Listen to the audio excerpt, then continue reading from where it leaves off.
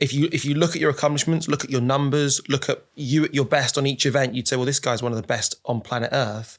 But I feel as though people don't necessarily see that all the time. Maybe. I'm not as big on social media as some of the other guys. That's just not me. Yeah. I don't enjoy kind of like putting out that stuff. I'm just an athlete, really. Maybe I'm turning into like the Tim Henman of strongman, which might not be the best thing, the perennial underdog, but he got paid well, like you say, One of the toughest strongmen in history, right here. It's not a beauty contest. This is strongman. Have to be alive. If you can't do that, then and away we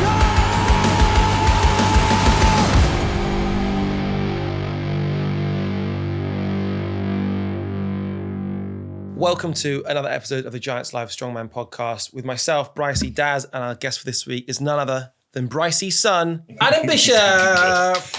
Good lad. Yeah, we share the same hairline, unfortunately. Not anymore. Do you remember when you first saw Bish?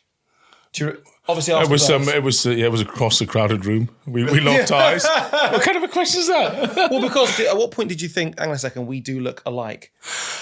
I don't know. I think I've got millions of doppelgangers. I think a lot of people have this sort of the V hairline, and I don't know.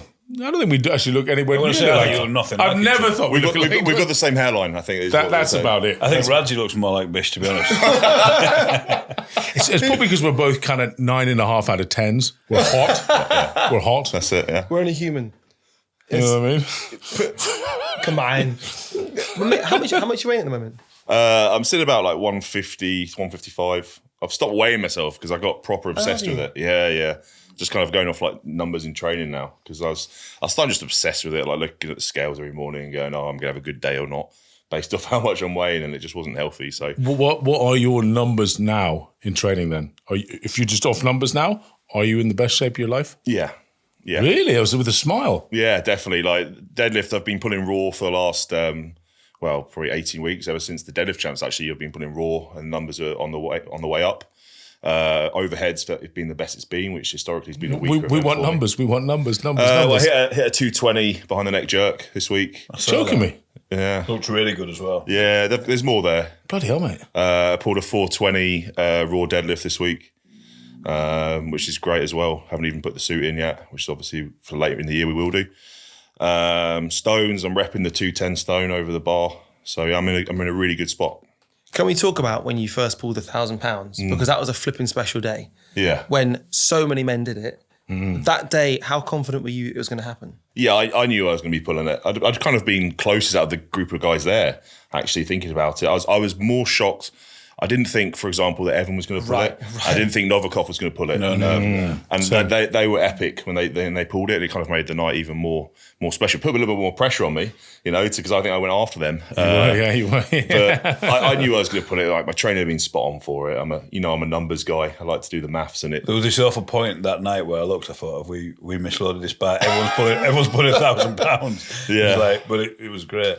It was absolutely bonkers night. I mean, like we said before, when Eddie pulled 500, I pulled 400 and came last in the deadlift.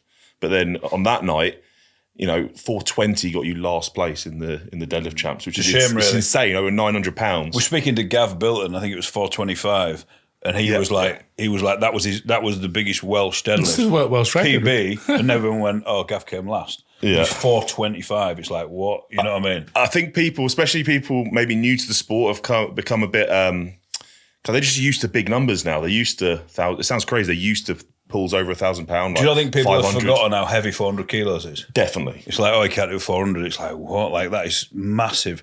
A tiny number of people in this world have pulled 400 kilos. Yeah. Tiny percentage. And yet it's kind of like, oh, it's just an opening lift now. That's how much the sport's developed. Scary. Yeah. Scary. But when down Vinces, when you said raw earlier, you meant no suit.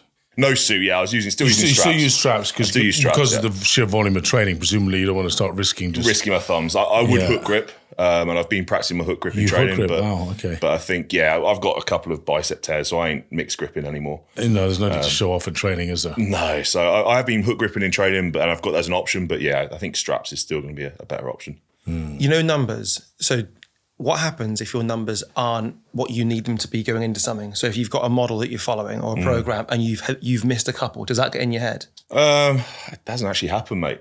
Wow. I tend to undercook everything in training. So I'm not one of these guys to be pulling super heavy in training. It doesn't make any sense to me. It'll all be kind of sub-max lifts because the whole point of a training program is you perform on the day, not do your best work like 2 or 3 weeks beforehand. So I've always had programs like go to plan.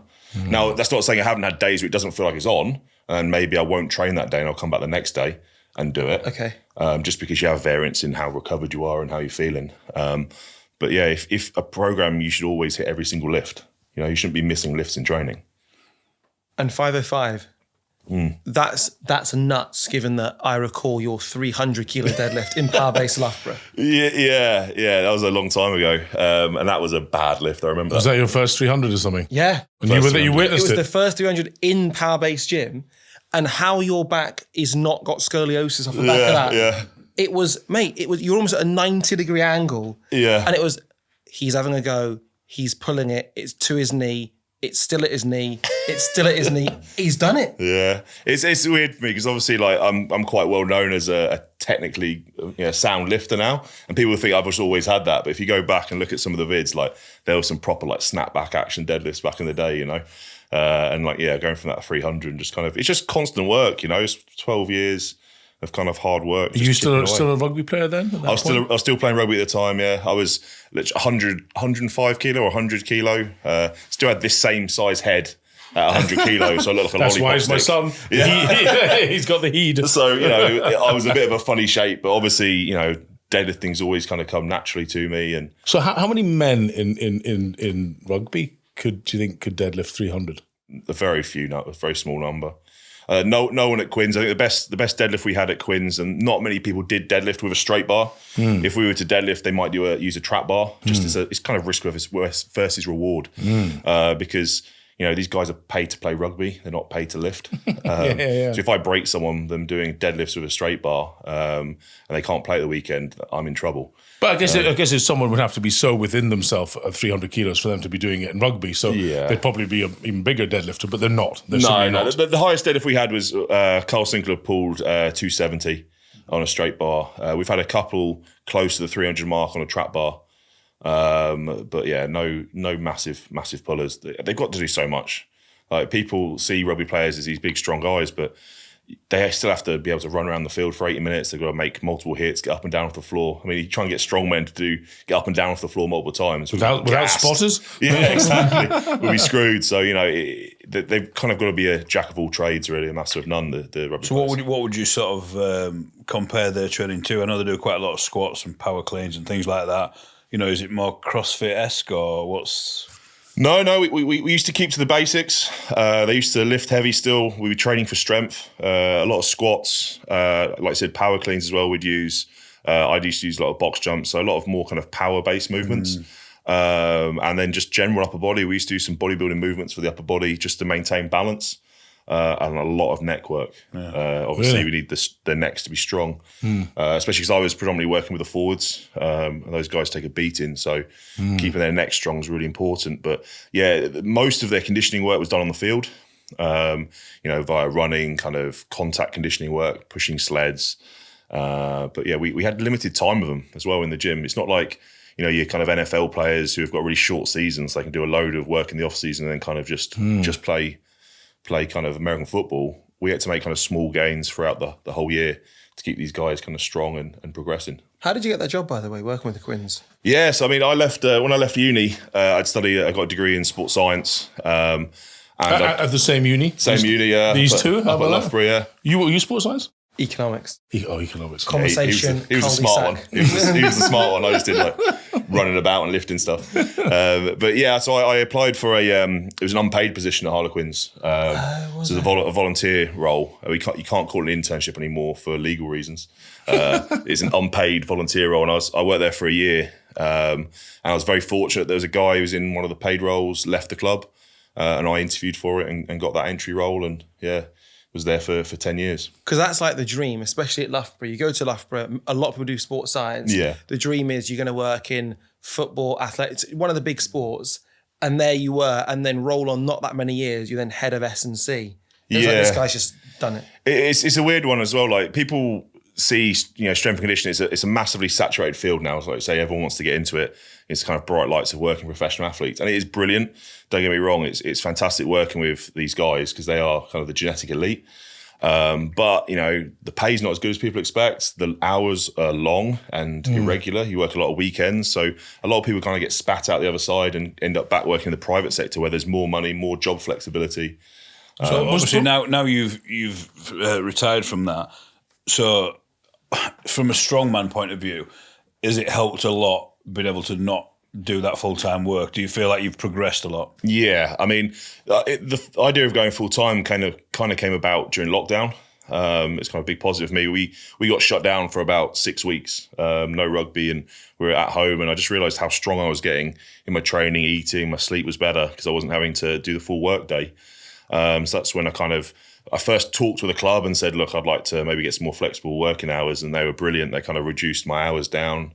And then we got to a point where I was like, look, I've kind of got to go for this. As long as I was financially stable, from money from my sponsors, etc., to match my salary from Quins, I think I'd regret it if I didn't go full time. And part-time training, part-time results. You always said full-time training, full-time results. I think we chatted about it before as well, and that's exactly what you said to me.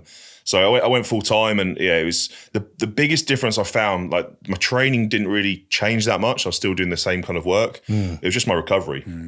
I wasn't up at kind of 5:30, 6 o'clock to get into the club. I wasn't grabbing a quick meal in between sessions. I was able to sit down, eat.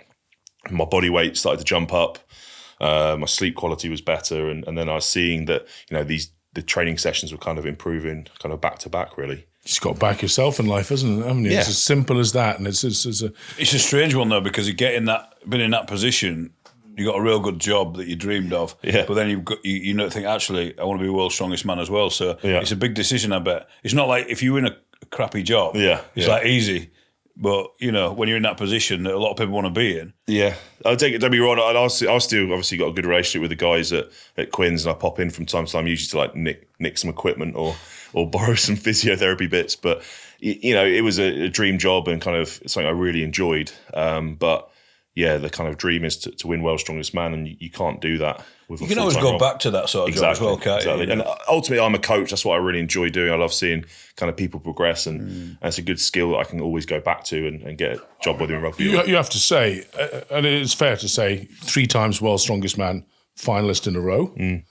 So top 10 in the world 3 years in a row. And it would be fair to say you were not one of the bigger guys in the final. Is that? I mean, there's some. What's the average size of the finalist? W07, the last. Well, with the year of Hapthor, there was Big Brian. Yeah, what was the heaviest they had? There was like an average of 170, wasn't there, one year? So we're giants. That was the first year you made it, right? Yeah. So I think that's not a bad advertisement for your ability to train an athlete, seeing as you're training yourself. Yeah, I mean, for me, and I think I learned that coming up from the under 105s, because I was built like a string bean, and I had to get technically very proficient at events. And that kind of carried me over to, when I did start getting heavier, that kind of strength came quite quickly and naturally because I was quite proficient at the lifts. And I think that's kind of a good message for people kind of starting out, really, is just get as kind of proficient with all the different techniques as possible. And then the strength will come. Don't go start chasing numbers straight away, because that's how you get hurt and injured. And you can always get bigger. That's the easy bit. I think some people try. Do you not think some people try and get into strongman and try and do too many events? And I think if you get because there's so many strongman events, people start training it. I think that a lot of people be as well getting the static lifts up first, because it's hard to get the static lifts up when you're doing all these events at the same time, isn't it? Yeah. You never did powerlifting? You never did a... I did 2 shows and it was really boring. Yeah. Really? Oh my God. Like the powerlifting, That was a Loughborough, wasn't it? You did one show. Yeah, I did one show and it was you're just waiting around. Sorry to all the powerlifters out there, but they need to do something because it's just so slow. And I got there and I was lifting some knee wraps, and I got told my knee wraps were half a centimetre too long and I couldn't use them. I'd have to cut them down. I was like, this is a bit this bit petty. So yeah, strongman's much more interesting for me. It's just I think it's a better spectator show than powerlifting for sure. You know, Bryce just says, so 3 times you've been top 10 in the world ultimately. Do you feel as though you get that recognition? Because I think at the moment especially, you think about the Stoltmans, people would often talk about. I feel as though you're the perennial underdog at the moment, where if you look at your accomplishments, look at your numbers, look at you at your best on each event, you'd say, well, this guy's one of the best on planet Earth. But I feel as though people don't necessarily see that all the time. Maybe I'm not as big on social media as some of the other guys. That's just not me. Yeah. You know, I don't enjoy kind of like putting out that stuff. I'm just an athlete, really. Yeah, maybe I'm turning into like the Tim Henman of strongman, which might not be the best thing, you know, the perennial underdog, you know. But he got paid well, like you say, you know. But yeah, maybe, you know, but I wouldn't really change anything. I think I am who I am, and I think if you're not that way out, I think if you tried to force it, it'll look false. Yeah, some people 100%. Like that and they gel to it, don't they? But I think if you're not that sort of guy who's going to put stuff on social media, I think people would see it anyway. It definitely, yeah. But you also, weirdly, you also love the crowd. So when you come out, for example, you don't sort of go, "Hi guys, I'm here." Yeah. You do go. You can see you're bang up for it, and when you're actually performing, you become or competing, you almost become a performer. Yeah, definitely. That's a great part of competing. It's in front of the live crowd, etc. But you know, having to think about filming stuff for YouTube every day doesn't really excite me as much as kind of going out and competing in front of kind of like 10,000 people at these kind of shows. Really, it's just not the same. So. Here's a question: if you were to change anything about your genetics, what one thing would you change? Keep it clean. Keep it clean. Yeah. I think maybe a couple of inches taller, extra bit of height would have been useful. Couple inches longer. Yeah, a couple of okay. Everyone wants when you're lying on the ground. Obviously. Everyone wants a couple of inches. You know what I mean? But yeah, height has obviously been well kind of shown to be beneficial in strongman. So yeah, maybe that. Because it is nuts. So you think of someone like, I don't know, Hicksy or why can I not think of his name? American. Bobby. World's Strongest Gay. Rob Kearney. Thank you, Kearney. So you think how relatively short they are and somehow they're managing to compete. But I feel as though I associate you with being the fast guy. That's the thing that you... But has body weight possibly affected that? I could think of some other famously shorter WSM athletes. Daz is always the original. I mean, currently competing. 4 times world's strongest man competitor. You might have... Also world champion under 105. He wasn't. No, I think that when I went heavier, I mean, Bish did the 105 as well. When I went heavier, I wasn't a better athlete, even in the heavyweights. I once tried to put on weight. So I competed about just over 120 at my heaviest. And then one time I decided at Britain's Strongest Man 2008 to try and go up. And I was slightly stronger, but all the speed stuff that I could win, I was so far back. I tore my hamstring. Yeah. But all the stuff like, that was wrestling. Someone put wrestling in Britain's Strongest Man. Who did that? Who did that? He was a judoka. He was really well. I won the wrestling in my heat, but then walked out with a torn hamstring, so I couldn't do the final very well. But I found that me going up towards the 130, in the gym I was like, oh wow, actually I'm getting quite a bit stronger. But on the strongman scene, the farmers walks, the yokes, carrying anything, I was then just the same as everybody else. Why is that? Because you just lose all your speed. You know, I mean, obviously, it's a different world now at strongman. And Bish, you know, although I was quite good at static, you are, you know, certainly the deadlift, you're up there the best in the world. Your overhead press is still good, but it's not like, in the top 2 or 3. It's not top 3 or top 5. If we've got a deadlift for reps, I'm looking at Bish thinking, Bish is going to probably win this, especially if it's heavy for reps. So putting on that weight, he's still going to gain that. But if you're a fast mover, which Bish was as well, I think possibly might have lost a little bit of that. But then at least he's gained at the top end. So it's a balancing act for these guys. Definitely. Ultimately, I think if you use Ed as a shorter WSM finalist athlete, as 6'2", claimed to be 6'3". But what was he? He was around the 165 mark, then 170, and he slowly crept up to when he was doing the deadlift and just dedicated himself to that 190 kilos. And I think he then harnessed that, shrunk himself just a little bit. Yeah. And he was. But we have to remember it was obviously, as I say, it was a different time, but World's Strongest Man goes through trends, and that trend there had been getting steadily heavier and heavier to suit the fact we had Brian, Thor, Zydrunas, and Eddie really pushing things statically. So those weights were a lot heavier, so you could afford to be a heavier athlete. But you know the Lissis one. Now, what year the Lissis one in 19, right? That year, in the final, Brian and Thor looked absolutely massive, right? Do you not remember? They just turned up huge. Big mistake, because they're both, all the moving events, they both look like stuck in the mud. And also, even there was like a grip event, and all the hands was put on so much weight, the hands, you can almost get your hands too swollen to be good at grip. And I think, who do you think is the strongest, world's strongest man winner ever? Like Zydrunas 2015 or da-da-da. Do you think who if you had to pit them all against each other? See, I think Pudzianowski gets forgotten about these days, because I think for dominance, they call him the Dominator, and everyone said, "Oh yeah, would he beat Zydrunas?" Well, Zydrunas was there a lot of the time when I know Zydrunas missed a couple of years, but Marius genuinely did beat Zydrunas a lot of the time. He did before, and there was a time where you turn up. Certainly when I was at World's Strongest Man, you'd watch Marius and be like, it was like a different creature. Yeah, you know he's won more events at World's Strongest Man than anyone else, despite Zydrunas and Brian's longevity. Wow, right. I'm going to go Kazmaier 82. Go to Strongman Archives. He's won 26 events or something. But comparing Kazmaier, it's difficult. It's tough. It's comparing generations is difficult, I think. But for me, like if you looked at who was there, if you're on about who was actually there that year and who actually took the mick and won it, I'm going with Pudzianowski. Because I think you're there, you watch him do something, how has he even done that? Like the speed, the movements, the transitions. And he still had the static power for reps. I know he wasn't a massive top-end guy, but that was just one event. And let's say he came second or third on a max deadlift, then he'd win every other event. You know? Going to go Brycey? I would probably say, I'd say 2018 Hapthor.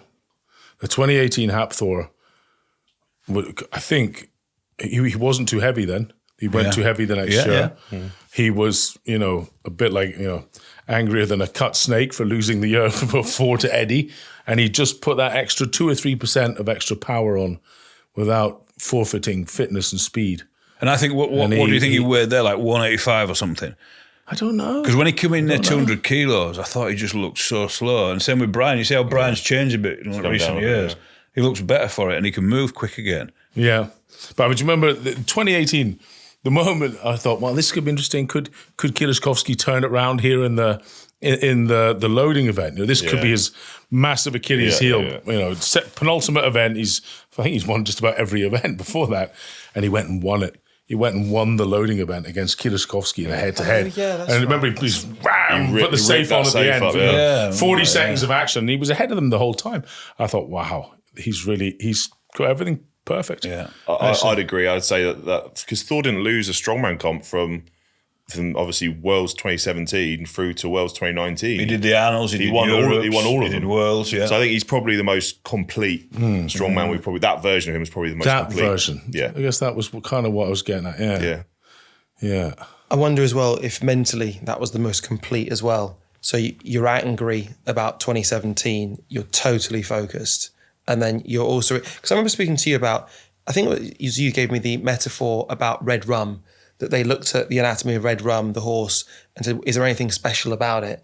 And it turns out the only thing that happened was it didn't get injured. Right. And so your kind of attitude is, don't get injured, improve, don't get injured. And it's just tiny increments. Of really? Yeah. Is that what that's what the study into? I don't think I said that to you, but I agree with it. Yeah, okay. I agree with it. Like the great horse. So how much did he win more? So I believe, red rum, I don't know anything about horse racing, but they did a biopsy when it passed away and then realised there was nothing tendon-wise, strength-wise, anything other than the fact that it didn't ever get injured.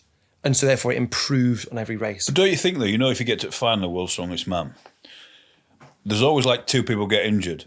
So automatically you're like 7th or 8th, you know what I mean? Before you even do it. And in the old days, there used to be 2 or 3 guys who would almost go demob happy after the heats. Yeah. I made the final, let's party. Yeah. And you're like, what? You're now like 2 days before the biggest show of your life, and that's your mentality because you've achieved your goal. And I'm done, and I'm in the final. So they're done already. They were knackered. I know what you mean. Yeah. I was 2019 making the first final. It was such an effort mentally to make that final after I'd missed out.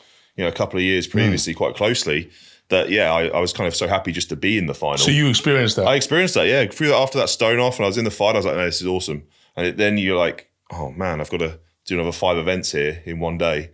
It's like, how do you wonder back up for that? Like people at home watching it, like we see it because we've been there so many times, but the guy who's going to win it, right, has just cruised through his heat. He's used no energy. Yeah. He's got to the final, and he's just, maybe he's got a second, a couple of first, maybe a third, and he's got through, and he's fresh. Whereas that guy that's battled through, he's already knackered. Do you know what I mean? But then next year, that guy might cruise through. Yeah. So like you said, the first year you did it, you battled so hard to get there, didn't you? Yeah. Whereas I think you've always battled, to be fair, to get through. Oh God, yeah, it's been tough. Like Worlds, and I think even though maybe we could say that if you look at the static strength of kind of the guys who came before, like obviously Thor and Brian, when he was winning his titles, and Eddie, I don't know if guys are on that same static strength level competing. I think the strength in depth is so much higher.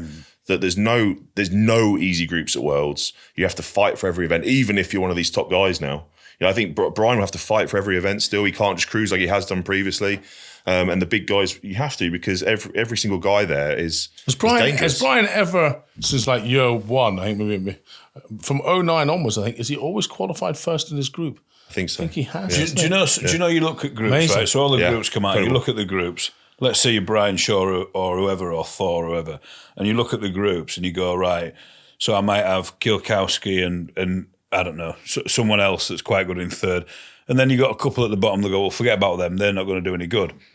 Well, like, look at someone like Maxine or Ivers Smokestatus, or the Icelandic guy, Ethor Melster. Ethor. So Ethor's like, I've got Ethor in my group. No disrespect to Ethor, because we knew how good he was. But it's like, so if you had Ethor in your group, you'd be like, oh, Ethor's not that good. He'll probably come second to last. Don't worry about him. You're more worried about the Brian Shaws. Ethor was like so good last year, but no one worried about him. And all of a sudden he's in the final. It's like, how did that happen? Maxime, no one worried about Maxime. Maxime was he? Where did he come? He's third. Very few would have picked Ithor and Maxime. Never. To go through. Never. And the people I know this for a fact, I'm not going to name names, but people that had them in the group went, oh, I'm not even worried about those guys. Well, you should have been. Yeah. And now there's more guys like that. Yeah. So people at home will look and go, right, Shaw wins this group, Lissison's this group. There's a few names under there. Interesting. Here's one for you, though. Worlds often has a lot of quirky events, such as the train push last year. So it tested something you don't normally get tested and seen, and it suits some people and doesn't suit others, and it was a fine strength test. I thought it gave good results, that yielded results that were differing depending on how much power you put into it. It wasn't just a random, thing. But here's one. This year's events, is it more predictable, do you think? Because of the events, you've got, obviously deadlift, ladders, and, logs. Is it more predictable because of those things? I'm not sure about predictable, because we've got, if you go all the way through to the final, it's 12 events, and there's also 30 guys. So in other words, they're not like out there quirky ones this year. I don't think so. Yeah. No, but even a deadlift ladder, honestly, like I think that is quirky, because the man who can deadlift for reps, a deadlift ladder is weird on your body. Yeah, and it's strange. You got to pull quick, so you end up rushing your pulls sometimes, and you got to work out, right, do I just mix grip, do I hook grip it, or do I put my straps on? How long do I take in my setup? We saw that at Europe's, I thought, quite a lot. Some of the guys having to G themselves up for the 370 and losing a lot of time, or 375. Guys that could pull that easily. Easy. I think people look at the weight and go, oh, I can do. They could all just about do 1,000 pounds. None of them did 400 kilos. By the way, just quickly, we were talking about Brian Shaw first and all of his groups. The anomaly is Tom Stolton. So he won by being second, and it was against Felix in stones, by the way. But for me, that's where you kind of come into your own of that preparation, because I would be curious to know how many guys are really thinking through the deadlift ladder like you've just described. Because so many people, I think, how on earth are you saving yourself for a final lift that you're not going to make on your best day, and are so slow going into it? Because so many places are determined by who's first to the third bar or the fourth bar. Yeah. And seldom do people think about, I'll lose the battle to try and win the war. Well, I think, prime examples, Luke Stoltman at Europe's. Luke will admit he's not deadlift's not a good event for him. But in a ladder situation, he got it right. He did the 3 fast and got that. I think he got that 4th one as well. And he got his time with a 4th one, but he got good points from that because he knew what he had to do. It was a bit of experience, And I think it was the same for me when we did the log ladder a couple of years ago at Brits. If I was giving people advice on that, I'd say forget about the weight because, it's 400, that's all it is, or it's 375, the 4th one. Forget about it because it's not. It's actually probably like the last one feels like 450. You could pull 450 easy, nowadays you pull it easy enough. But I bet the 400 on the 5th rep is harder than the 450. Oh, yeah. So I think people look at it and they have it in their mind, well, I know I can do that weight. I've done it loads of times. It's totally different. Today's episode is brought to you by Mirafit, strength and conditioning equipment supplier to Giants Live. Mirafit make quality training equipment accessible to all. Whether you're a beginner considering working out for the first time, a regular lifter, or professional athlete, Mirafit can be part of your journey. Mirafit's goal is to help people improve their lives through exercise and champion the value of strength training. It's time to stop talking and focus your mind on becoming the best you can be. Train to feel good, become healthier, leaner, stronger, faster. Train to be better. It's you versus you, and fit never quits. To see Mirafit's excellent range of equipment, find ideas to improve your training, or get inspirational expert advice from our athletes, visit mirafit.co.uk. Make Mirafit part of your journey. Should we do some rapid fire questioning to him? We've got questions from you guys out there, and Daz is So 505 pull in August. Yeah. How are you feeling? Are you going to do it? Yeah, I'm confident. Everything's going in the right direction. Just to set it up, World Deadlift Championships. Yeah. 505 kilos. Kilos in Cardiff, yeah. August. In August, August the 6th, not the 4th. Not pounds. But how many pounds is that out of interest? Do you know already? 12, was it going to be 12-12, isn't it? 12-12. Is it 12-12? No, 11. Surely not. No, 11-12. 505. It's a good number, 11-12. 11-12. 11-12. No, I'm really confident. I mean, I pulled that. I think out of the guys who pulled the 1,000, I think I pulled it the best at the last year's champs. We had a real good go at 475. It came up quick. Yeah, I know you didn't get it. I think it was maybe just one pull too many. That was my 4th pull over 400. And that was in a single ply suit. So I'm moving over to the big boy suit of the double ply and actually having a proper run at the deadlift champs, which I haven't had before because we've had other comps in the way. Yeah. I'm really confident. But there's some monsters coming as well. Yeah, but I can't control what they're going to pull. I just know it. I'm going to pull 505 and that's it. Perfect. But literally, you can't control. I mean, other guys could pull it as well.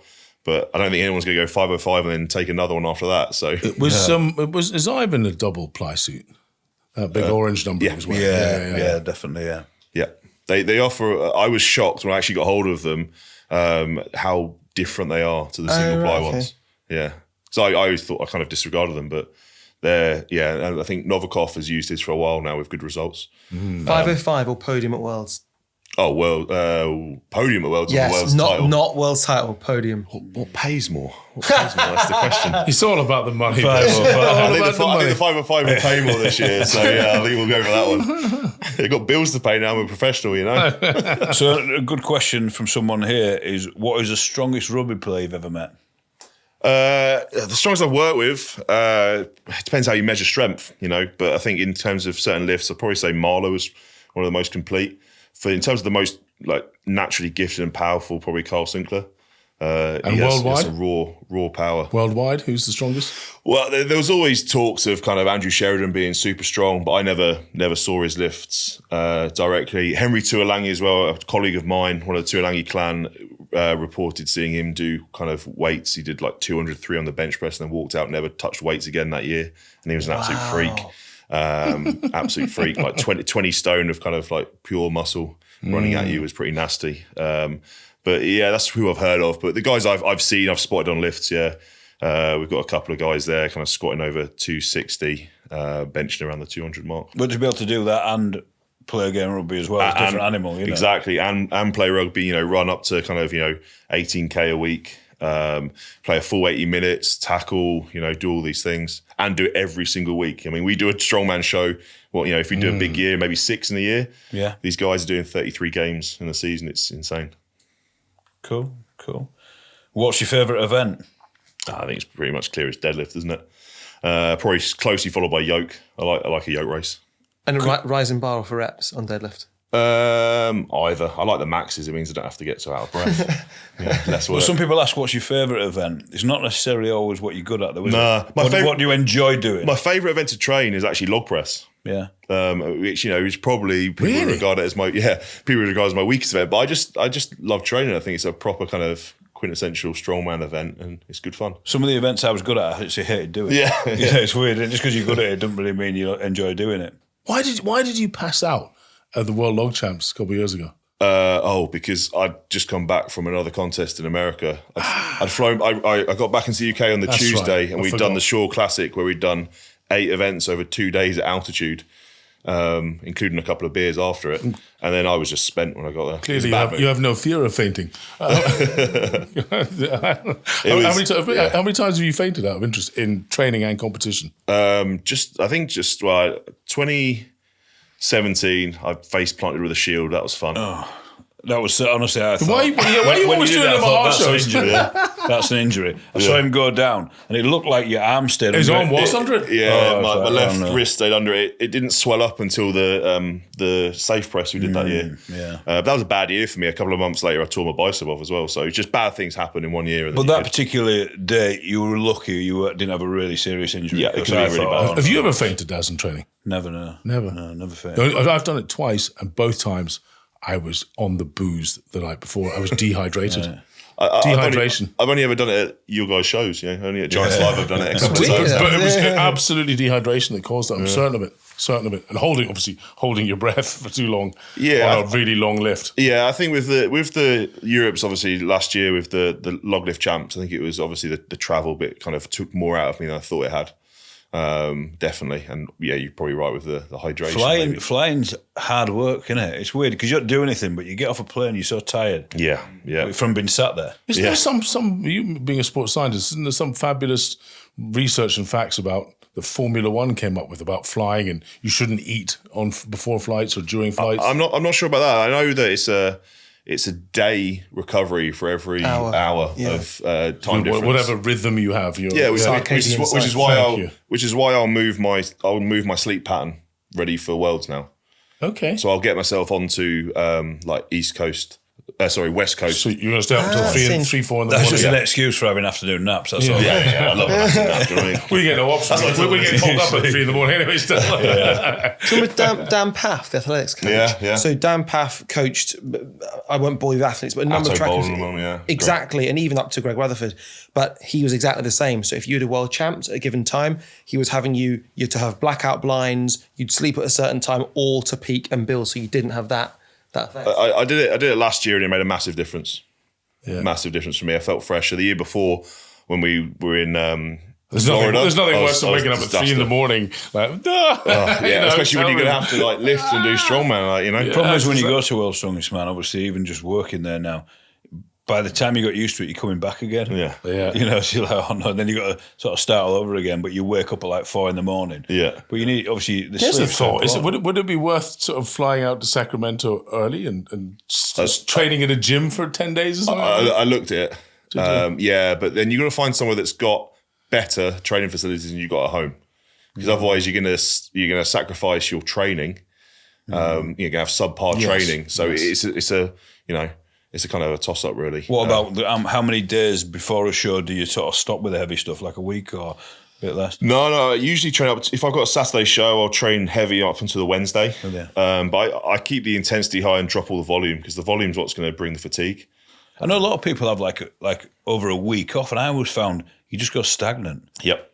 You just end up whenever you get sort of slightly injured or whatever, and you come back after even 5-6 months, sometimes you're incredibly strong for that one workout though. Yeah. And then you go downhill again, Yeah. So for me, it was always about limiting fatigue, and it's the same now. And I started doing that in the last couple of years and saw good results with it. So I've kind of kept with it. So, I mean, for example, before when I got second at the in Manchester last year, I did like a 180 log for 3 in training on the Wednesday, and then that was it. And then I competed on the Saturday, and I felt that was way better than me having the time off. Yeah.